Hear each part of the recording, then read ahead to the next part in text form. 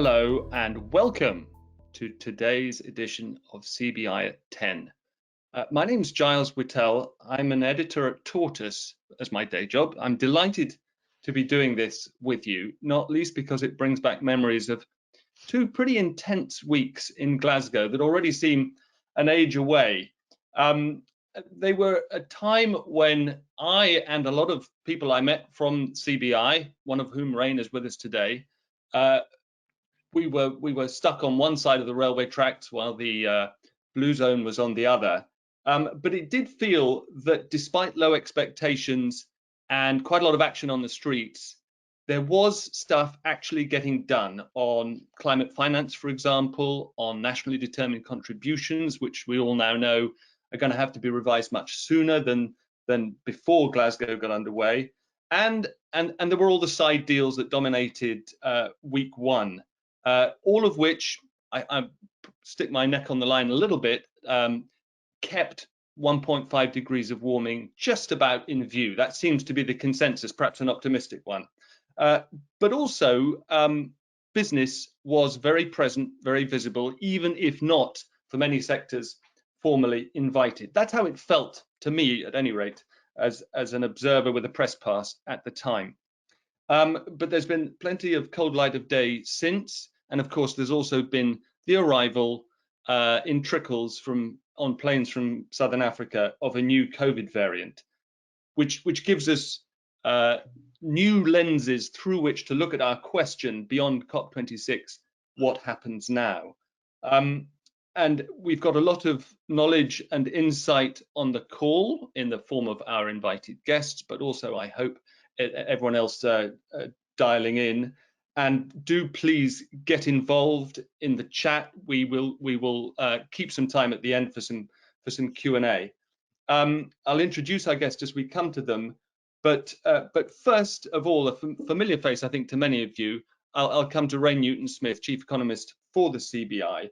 And before we get to COP and what happens now, give us, if you will, a quick sense of how you think the current COVID context affects business. I mean, on the most workaday level, we're all being advised now we haven't got as far as work at home if you can, although most of us today seem to be, but we're being advised to wear masks again and to be extra cautious. How is this going to affect business? Yeah, so Giles, it's been, there's been so many events since we were together at COP26, and sort of last week started with our annual conference where we had the Prime Minister and Keir Starmer and over 60 business leaders, and we managed to broadcast from 8 different regions of the UK. So it was quite the week for us. But then, of course, towards the end of the week, we had the news around the Omicron variants, and I think I think a few things just to sort of frame the context is I think our thanks have to go out to the scientists in South Africa who had the ability to do the genome sequencing. It's still not entirely clear where the variant originated from, and I think in a way it doesn't matter. I think what it does emphasize is what we've been saying for most of the year, that we need to vaccinate the world, that until we have high rates of vaccination and take up throughout the entire globe, this pandemic will be with us. And I think if we think about the general, what isn't clear yet is whether this is the virus mutating as we might expect in what I might say is almost a positive way, in that it becomes more infectious, but much less of an impact on those people who have been vaccinated, right? So it could actually lead to milder symptoms. That is how viruses tend to mutate. But we are in that period of uncertainty where we don't know if it's that or whether it is a more concerning variant, which might, where we might see vaccines being less effective. So of course the government is taking the view that we need to accelerate our program of vaccine boosters, which of course in the UK context makes sense, and do some modifications to our behavior, which have, I would say, less of an impact on the economy and on business, but will help to shore up consumer confidence. So wearing masks on public transport seems to me a very sort of sensible measure. But I think what we are seeing so far is, how it will affect business, I think, depends on which of those scenarios we end up in. I think it is, certainly welcome news that we've tried to go for as few restrictions as possible. And I think, and for people to make sort of sensible judgments around around what they are able to do. And I think, certainly for a lot of businesses, the fact that we can still go into the office is sort of useful. I was certainly there on Monday. I'll be in tomorrow, and certainly looking forward to some of those meetings. So I think at the moment, the economic impact is relatively contained while we're in this period of wait and see. It's certainly increased uncertainty. Uncertainty is never good for businesses, for the world economy. But if we end up being able to, if we get that more optimistic scenario around the variant and the measures that we've put in place in the UK are effective, then I think actually we really are in this world of living with the virus. And I think many businesses have adapted to that. The areas, of course, where we have concern is around aviation. It's quite a big blow to the aviation sector over the vital Christmas period. And I think that emphasis there has to be on trying to keep as many routes open as possible and using the testing regimes that we have, increasing testing if needed, but keep the routes open. So that we can allow, people to travel, goods and services to move around. And I think, that is one sector where we are concerned about how we might need to see some sort of support to get through the next few weeks if we end up seeing an increase in restrictions on aviation. But our hope is that we can keep it contained. We can use the testing regime to keep as many routes as possible open. Rain, just briefly on the next 3 weeks, is it your sense that the UK government will push harder to keep the economy open than perhaps others in the EU, even if the news from the scientists in a couple of weeks, once they've studied the Omicron variant more closely, is not as good as might be hoped? I think they will. I mean, they'll be making that balance between looking at the evidence on what they can see from how this variant is circulating.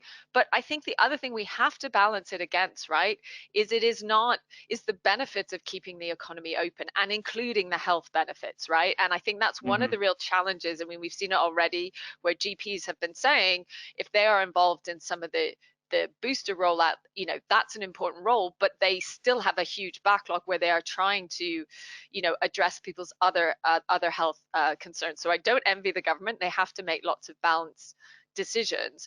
But I think one important difference between where the UK is and where the rest of Europe is actually the rest of Europe was experiencing a wave which we probably experienced earlier. And because of the timing of our vaccine rollout, we've seen less of an increase in, I'll say, ordinary COVID cases recently. Our rates have been sort of bobbing around at a relatively high level, but people have adjusted to living with the virus, and it's importantly not having the impact on deaths and hospitalizations. Whereas in some European countries, they've seen a huge increase in the pressures in hospitalizations, and that's partly in some cases because of a lower vaccine take up and partly around the timing of their booster rollout. So we are maybe a little bit more fortunate going into winter than some of the other European countries. So I wouldn't be surprised if we're able to keep the economy more open, even if we are in that more concerning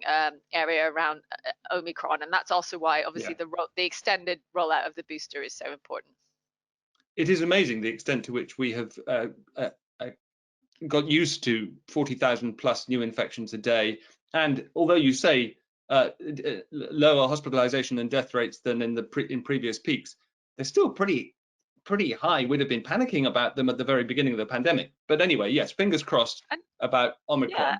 Yeah, and I think it is just, I mean, just to add though, Giles, I think it is because we're in a really different place, right, with the vaccine rollout, and we've managed to protect the vulnerable in our society, right, which is which is the aim. And it is sort of getting used to that. You know, I've had all 4 of my children have had COVID now, but my husband and I have not got it.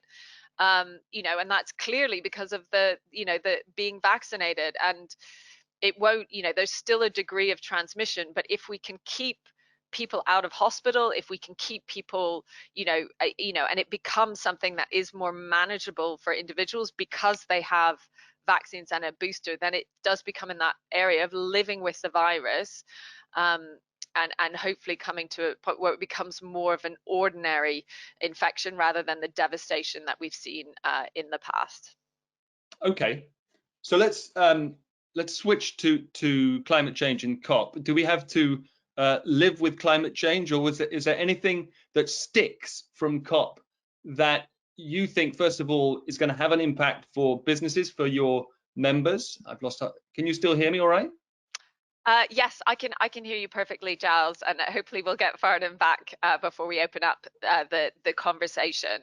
Right. But look, I think in the near term, Giles, you know, you're absolutely right. Sadly, we do need to live with climate change. I think we saw the Glasgow Climate Pact, I think, was really important. I think it went a lot further, certainly, than personally I thought was possible before we went into that conference, but we still know we've got serious challenges ahead. So, of course, if we talk from, you know, will it stop climate change? No, there's not enough ambition there to stop climate change.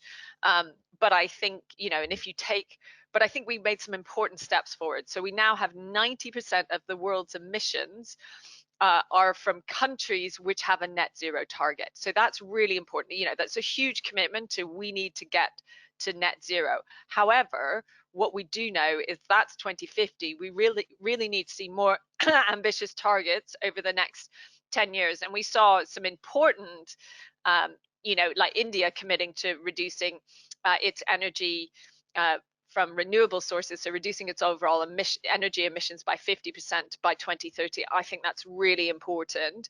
We saw the countries talk about moving away from coal, so unabated coal. I can't believe it's taken to this COP for countries to actually say we need to move away from coal. I think it's a pretty obvious point, but obviously a lot more challenging in developing countries where you have a higher a higher dependency.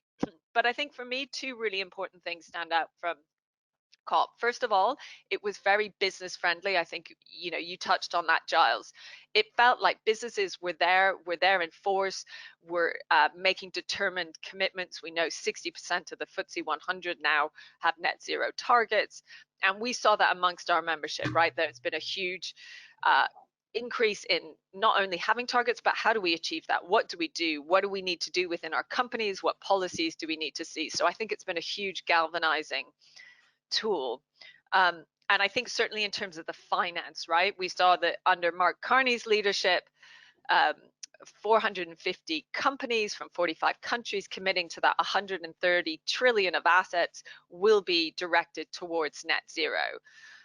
Now that's still, you know, there's a lot we need to do to unlock that finance, but I think that was hugely important. And then I think the final development was we saw countries coming together to make multilateral agreements where they couldn't get all of the UN behind their targets. So we saw the Pact on Deforestation, I think, was really important. So now 90% of the world's forests are in countries which have committed to not just ending deforestation, but reversing that by 2030.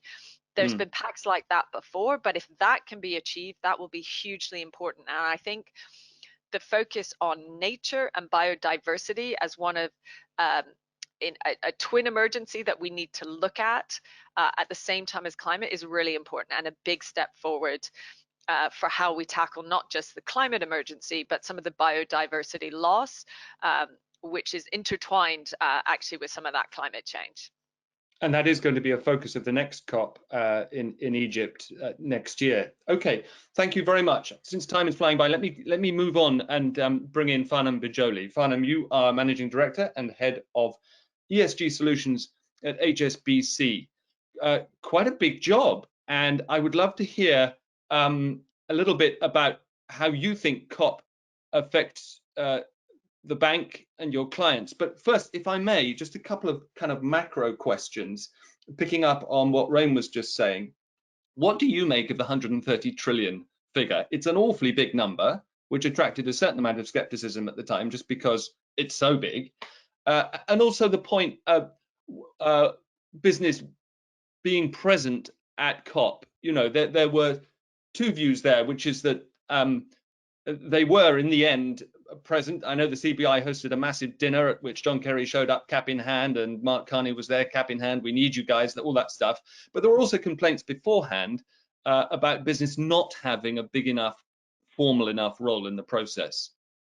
Sorry, that's quite a lot to send you away. But absolutely, Giles. Well, I think actually that answer to the second and the first are closely linked. So, of course, there was a lot of skepticism around the 130 trillion, and kind of rightfully so, right? Because that 130 trillion is a combination of asset managers, asset owners, and banks. There's a lot of double counting between that 130 trillion. So I think the number to focus on rather is the 450 institutions, and the fact that by signing up to the Glasgow Financial Alliance for Net Zero, they are committing to not just a net zero target for 2050, but also setting near-term targets for the next decade that are in alignment with the 50% reduction in emissions that we need to achieve to keep 1.5 degrees alive. And there is a kind of architecture of accountability that is created through the Race to Net Zero and the Glasgow Financial Alliance, which is the annual reporting that institutions will have to do, the fact that there's going to be a lot of collaboration between those institutions in terms of developing things like climate aligned finance and definitions for what climate aligned finance should look like and should abide by, and also common standards on things like the use of offsets. So I think rather than focusing on that, the 130 trillion, we should think about the fact that we've mobilized 450 institutions, you know, the majority of the financial sector, to commit to those things, and there will be, you know, transparent reporting and ongoing monitoring to ensure that we all remain committed to those goals over the course of the next decade. And that's really, I mean, I think there's always, you know, concerns about whether or not business can do more, but I think, you know, ensuring that we remain accountable to that commitment is going to, I think, address that skepticism about whether or not we did enough in Glasgow. Okay. Yeah, and the other part of the question was whether you felt invited enough. Absolutely. I mean, so I've been going to COP since 2009, and I can definitely say that this was the COP for business. You know, just the amount that was happening, not just in the blue zone, but you know, the number of events happening in Glasgow more broadly. This was definitely a COP where the private sector was active and vocal. I think probably what it remains to be seen is whether there was enough sort of interaction between civil society, voices from emerging market, and private sector, because it did feel to me like there was, you know, a division between those, you know, announcements that were coming from the private sector and the voices of those that are most heavily affected. And again, I think that the tools for accountability that are built into the private sector commitments will have to ensure that we remain accountable to the voices of those that are affected by climate change. Okay, great. Now I'm gonna like swimming out into the deep end and being unable to swim, ask you a question where I'm out of my depth at once. But the broad question is how do the specifics of COP affect your business and your clients? But the sort of granular bit in the middle of it that I'm still flummoxed about is Article 6, which if you read through the agenda, dominated the agenda of the detailed discussions. And the idea, as I understand it, is to create an architecture for global carbon trading, bringing together regional carbon trading blocks, but basically standardizing the movement of carbon credits around the world. Is, first of all, and since COP, I've heard a lot of skepticism from carbon accounting experts who rejected the whole thing as just another chapter of greenwash. What is your, I mean, if you can take the general and the specific together, which of the COP specifics really will impact your business? And secondly, what on earth is going on with Article 6? So I think actually when we think about what's going to affect our business most, it's the fact that we were one of the founding banks for the Net Zero Banking Alliance. Is that same as GFANZ, basically? Exactly. Yeah. And under that commitment, I can tell you the whole bank is basically mobilizing to start to set our near-term targets to reduce emissions over the course of the next decade. We're starting with the 6 sectors that are considered to be sort of most hard to abate. And over the course of the next 2 years, we will publish targets for those sectors. What that means is already now, I think there's a lot of dialogue between us and our clients around the provision of finance. And my role is within the investment bank. I'm working directly, I'm client facing, and I can tell you that among our clients, I can only describe it as a sort of anxiety around access to capital and how that might be affected over the course of the next few years as these commitments come into play. And I think our role is really to say, well, we are here to help you transition. We have the products and the services and the finance to help you do so, but we need to see a credible and viable commitment. And I think that aligns to the broader discussions at COP around transition plans. You've also seen the announcement, obviously, from the Treasury that they will require transition plans to be published from all UK listed companies. So there is this kind of mobilization of the financial sector in terms of asking for those transition plans. We are doing a lot of education now with our clients as to what does constitute a viable transition plan. And I think we're relying very heavily on the recommendations of the TCFD, but also the standard that's been put out by the Science Based Targets Initiative with regards to, focus on not just direct emissions, but also indirect emissions, focusing on near-term targets, and then most importantly, to your last question, focusing on emissions reductions, not offsets. And so I think in the immediate term, to be honest, for HSBC, although we are involved in some of the broader dialogue around, developing verifiable and credible standards around carbon offsets, our immediate impression with regards to our relationships with our clients is that we should be focusing on where we can reduce emissions, not looking at offsets. That's really interesting, and of course, I mean that aligns with sort of environmental priorities. But I'm just struck by the fact that offsets are nonetheless pretty central to many corporate and country net zero strategies at the moment. And so the optimist in me came away from Glasgow thinking, well, if you've got a UN-backed standardized global system that is really cracking down on double counting, for example, and making sure that old overvalued credits are not just fed in vast quantities into a new system, then maybe it could become a part of the solution. Anyway, as I say, I'm out of my depth on that. I want to move to Pamela Jouven, but please, if we have time, come back to that before we run out of time. Pamela, Farnam was just talking about educating clients. You are director of the SME Climate Hub with hundreds of thousands of members, or at least your remit is global, even though you're based in the UK. Have I got that right? So what do you? Let me ask a good question, and then you come back to that. Of course. What do you say to your members about getting to net zero that is sort of globally applicable? Well, many things to say there. First of all, just to address your first point. So we're technically a global initiative. So the SME Climate Hub is a joint effort of several organizations. So the Women Business Coalition, the Exponential Roadmap Initiative, the International Chamber of Commerce, and the UN Race to Zero. And we also work in partnership with Normative and Oxford University. That said, we've also been working very, very closely with the UK government in the lead up to COP26, of course. So I'm sure you've all seen the campaign that they organized to engage businesses and specifically SMEs. So they also have a specific landing page on the SME Climate Hub. That's the first point.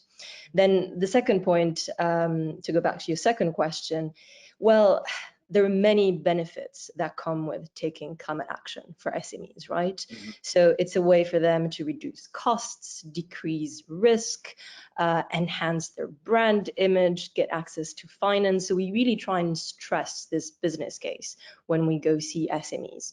And the interesting thing with the hub is that it's been designed as a one-stop shop for SMEs. So they can make a commitment when they join the hub, but they can also access free of charge tools and resources to take immediate climate action. So we're trying to make this as simple as possible for them so that they can really start their journey. Okay. You say that there are many benefits, including decreasing cost. What do you say to an SME who pings you back on the hub? No, as far as I can tell, it's going to increase my costs. That's an excellent question. Well, many things there. So first of all, it's really impossible to understand what taking climate action means if you don't start from the beginning. And so for us, the beginning of the journey means measuring your emissions, which is why among the tools that we offer on the hub, there's a free carbon calculator. So at the moment, the calculator is providing SMEs with industry insights. So average emissions from SMEs that are, similar to the one that's looking at the carbon calculator based in the same country, in the same sector, with the same size, and all of this broken down by scope and also type of activity. So this is really the first step. If you don't identify the emissions hotspots in your value chain, you can't really understand what taking climate action means for your business. And more often than not, there are very simple things that you can do that can really help your business, that make business sense. And so the different actions that SMEs can take will often be tailored by sector. So obviously things vary from one sector to the other, but reducing energy consumption makes a lot of sense. Transitioning to renewables can also make sense. It can have a huge impact. And then there are other things such as minimizing waste, minimizing overproduction, or just looking at your providers, including your logistics providers. So, the fleets that they use, if you have your own fleet, is it a low carbon one? And, more generally, how can you work with your suppliers, and also how can you source low carbon materials? So maybe design your products in a way that helps you do that. But if you have a fleet, and in an ideal world, you want to make it zero carbon, you want to get rid of your diesel vans and get battery EVs, are your members saying, we need financial help there, we need a scrappage scheme, or we need subsidies, because at the moment, the best path is also involving high upfront costs? That's an excellent point. And yes, this is something that we've heard from our SME members. So a lot of them tell us that they don't feel that they have the knowledge and the tools to start their climate journey. So this is why we're offering these tools on the hub. So this has been our focus until now. But going forward, we definitely want to work with other partners, including banks, investors, and big corporates, to work more specifically on incentives. So highlighting the support that SMEs can get to take some of the actions that are needed, and where they can find it. We've literally just launched a whole suite of tools over COP26. So in addition to the carbon calculator, we're also now offering an education course that covers basically everything on climate action, from governance to strategy, supply chains, finance. So SMEs can find a lot of information there. We also have a step-by-step guide that we developed with BSR that looks specifically at where SMEs can find financial support from government to banks or big corporates. And this is something that we'll be building on going forward. But within the space, there are some players that really have a role to play, such as big corporates. They can provide a lot of support. Most of them have made climate commitments that involve their supply chains. And so They will be willing to help in terms of training, advice, support, and even sometimes supply chain finance. Okay, that's really interesting. That's actually the last question I wanted to ask before we go to some questions from people dialing in. Clearly, if you're an SME in a Microsoft supply chain and they have pledged to decarbonize their entire supply chain and to help their suppliers, then you're in a good place. What if you are an SME who supplies several larger businesses which have made net zero commitments, which involve a more ruthless process of screening out the suppliers that don't meet net zero requirements? Is there a business risk? And this is a genuine question. I have absolutely no idea. That you might suddenly find that you lose a contract that you've depended on for years because you're not sort of climate compliant in a way. Again, an excellent question. The corporates we work with as part of our activities are definitely committed to supporting their suppliers, not penalizing them. So that's definitely like the approach that we back and support. But yes, there is a risk. And again, all the signals that we've seen at COP, we just mentioned like the $130 trillion of assets that are going to be shifting to net zero activities. So I think that this just shows that businesses, including SMEs, need to get on board as soon as possible, because if they don't, they're going to be left behind, both in terms of potential clients and buyers and in terms of the finance they'll be able to access. Right. It's really interesting. Thank you. I'm gonna come to the questions that have been put forward in the chat in the order in which they came, in order to reward those who asked first. So first, Nigel Dowler asks, and I think this might be one for Rain, but please, anyone jump in. Do we need to change the COP formats and more actively engage with businesses and activists going forward? Is there, if you, Rain, were in the organizing seat, what would you change? I don't know if I've got enough of a lens into like the organization of COP itself to give a good answer to that. I think what I think is important that they did agree at this COP is to come back more quickly to look at the nationally determined contributions, right? Yeah. So next year they're going to come back to the table, look at those short-term targets, and hopefully strengthen them significantly. And I think that is really important, because I think one of the challenges we've had since Paris is Paris was, so important. The world agreed we're going to aim for a 1.5 degree world, but then we've had subsequent COPs, but it's really been 5 years before you really look at the nationally determined contributions in more detail, and it's too long a gap, right? We are really racing against time. So I think that was really important. There's been some discussion at the UK. They had the Leaders Summit at the beginning of COP, and I think that was intentional to try and get the agreement at a high level and then really get the negotiators to thrash out the details. And I actually think that was a successful format. But I think something we are keen on, and I think one of the not well understood facts, is the UK presidency of the COP started at COP, right? So we still hold that presidency for this current year up until the next COP, which is hosted by Egypt. And I think what's really important is that we keep that continuity, and that the UK government, and I know they're determined to do this. We had Andrew Griffiths, the net zero champion for business, at our annual conference saying, I am determined to make sure between now and Egypt we make as much progress as possible. And I think it's really important that we have that continuity, and that it isn't, okay, we've had COP, everyone's exhausted, we are all exhausted. We need to refresh and recharge, hopefully over the Christmas break.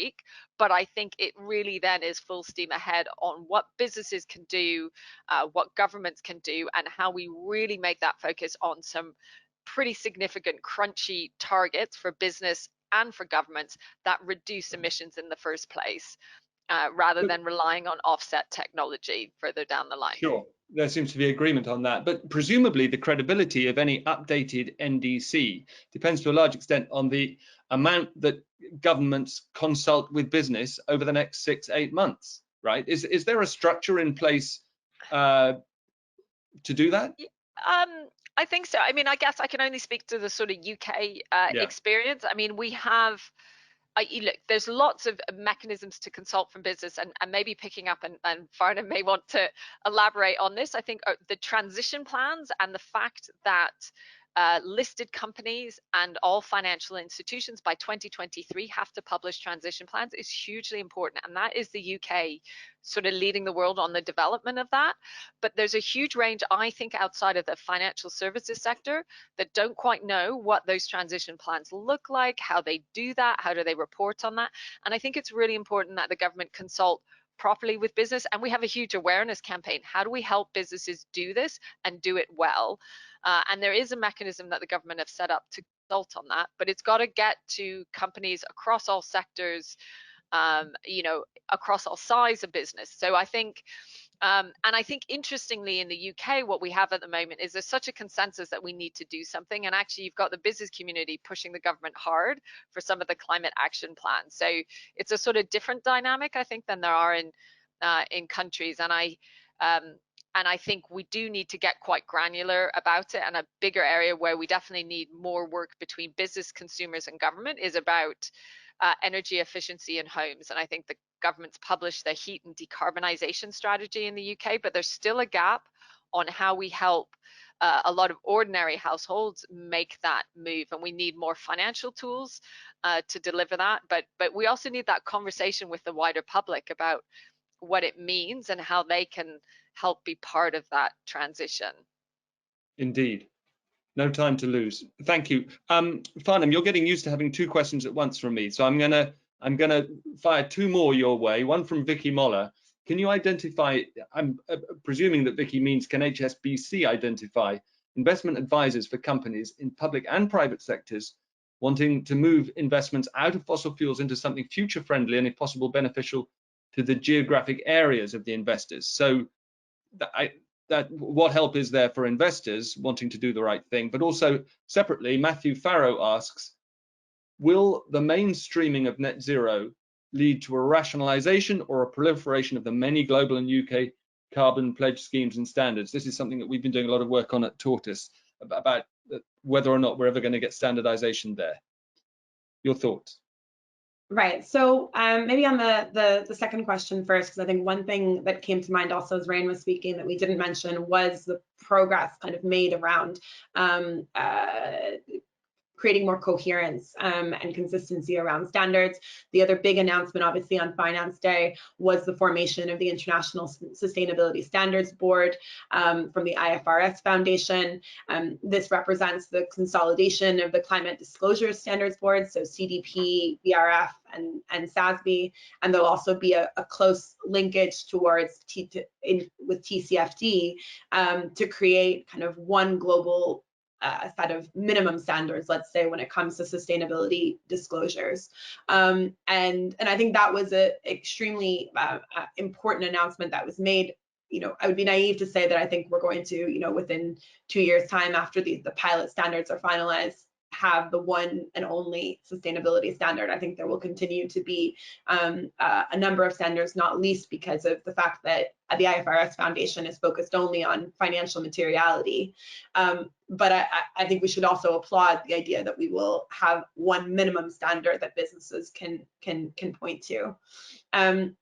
I think on that point as well, and just to jump on Rain's comments just now, you know, between NDCs and there's kind of a symbiotic relationship for businesses, right? So yes, business should be feeding into the work that government is doing, and particularly on that point of transition plans, I think there needs to be a clear voice from business saying, look, you know, we have done a lot of work within the private sector, whether it's through the collaboration with civil society on things like the Science Based Targets Initiative, or things like the IIGCC's, you know, net zero standard, to lay out what we think is a credible transition plan. Let's build on that. Let's not, you know, start from scratch in order to come up with a, you know, something that is going to be coherent with the signals that business has been given from their investors and other stakeholders over the course of the past few years.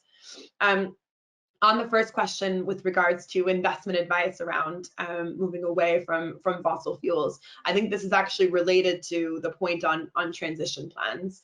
I think one thing that is quite clear from, you know, the announcements that were made from China and India and others is that this kind of wholesale divestment away from fossil fuels is going to be a challenge to achieve globally, particularly given the increasing energy needs from emerging markets. What we should be encouraging from business is, again, a credible 1.5-degree aligned pathway, and disclosure around that.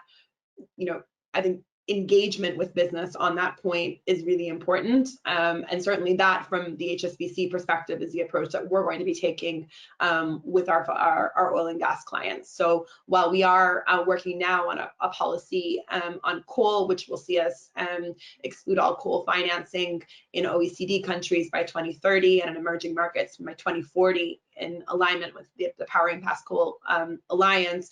On oil and gas, I think we have to be clear that the net zero scenario continues to see a role for fossil fuels over the course of the next 30 years. That role is going to be, in the case of gas, increasing in the next 10 years and then minimized after that. In the case of oil, the reductions start today, but we need to engage with the fossil fuel industry rather than just divesting away from it. And certainly that's the role that HSBC is going to take. Okay, thank you. I feel there's almost some news stories there. It's really interesting. Before we run out of time, there's some questions for Pamela. We've got an example from Jeffrey van Sonbeek. He won the UN Global Climate Action Award for a 50% reduction in carbon footprint, correlated with a 5-fold increase in profit at the House of Baukian. I'm sorry if I'm mispronouncing that company which you founded. I guess I'm just going to put that out there. Congratulations. But the actual questions are, what does a decarbonisation plan look like for a typical company? This was offered to both, but let's say for an SME, are you able to give the 2-sentence plan? I would love to, but the truth is that the journey will vary a little bit, from one sector to the other, from one SME to the other. So that's why we're trying to provide as many tools as possible so that on the hub, so that SMEs can understand what the journey should look like for them. But as I think I said a few minutes ago, it often starts with just reducing your energy consumption. That's the very first thing to do. For some SMEs, that will mean, making your building more energy efficient. And then again, transitioning to renewables, minimizing some aspects of your operations. So it will depend on the industry, it will depend on the sector, but there are some standard tools that you can use. We have a library of tools created by Oxford University that's accessible to anyone on the hub, even SMEs who don't sign up. And you can filter the tools depending on what you're trying to do. So that's a really, really good starting point. Thank you so much. We've got 1 minute left, and I want to give Rain the last word. I'm assuming that we have to be very accurate about timekeeping. We are tackling COVID and climate change at the same time. Do you think businesses have been sort of steeled by COVID, by the trauma, to the point that they are more tougher, as it were, and in a better position psychologically to deal with climate change than they might otherwise have been? I mean, I think so, because for 2 main reasons. One, I think, the pandemic has just really brought us together in the fact that we need to tackle these global problems together, and that one country, one business going it alone just doesn't work anymore. So I think it's helped to strengthen the will and also really focus people on what they value. So I think, and secondly, I also think it's just shown us the art of the possible, right? I mean, if you think how businesses have adapted, no one would have expected we'd be able to make it through the lockdowns that we've seen, and businesses have just seen how much, if they dig deep and innovate, how much they can cope with a huge amount of adversity if the will is there. But I think what I would say is, look, it's certainly added to the challenges for some of the, some businesses, and it's, and if you are really in the crosshairs of the pandemic and trying to deal with all of that, and also trying to decarbonize your business. It's a huge challenge. But I think what we've seen from this is there are so many tools out there to help you through this transition. The SME Climate Hub, what HSBC and other people in the finance community are really doing. We're all on the same side here. And of course, at the CBI, we want to play a huge role helping all businesses out there make this transition, asking the questions they're not sure about in a safe environment, so we can do this together and get the action we need to see from government, consumers, our communities, and of course businesses themselves. 3 great thoughts to end on. Thank you. Pandemics brought us together, made us focus on what we really value, and shown us the art of the possible. Rain, Farnam, Pamela, everyone who's put in questions and listened, thank you so much for joining us, and do join the next CBI at 10, whoever may be hosting it. All right, thanks so much. Thank you. Have a nice day. Bye.